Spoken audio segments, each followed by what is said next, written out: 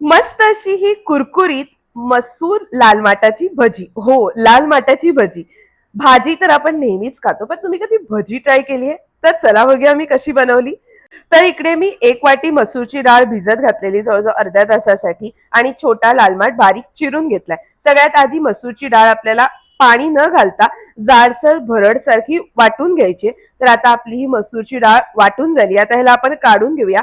त्याच भांड्यात आपण इथे 7-8 लसूणच्या पाकळ्या, थोडंसं आलं, 3-4 हिरव्या मिरच्या आणि सोबतच तांदूळ जे भिजत घातलेले अर्धा वाटी, त्याला पण पाणी न घालता वाटून घ्यायचं. आता ह्याला चांगलं मिक्स करायचंय. ह्याच्यामध्ये आपण चिरलेले लाल माठ घालायचे, सोबतच थोडीशी कोथिंबीर, हे चांगलं मिक्स करून ह्याच्यात चवीनुसार मीठ, हळद, थोडंसं हिंग आणि हवा असल्यास ह्याच्यामध्ये आपण लाल मसाला घालू शकतो. ह्याला चांगलं मिक्स करायचं. आता आपलं हे बॅटर झालंय तयार.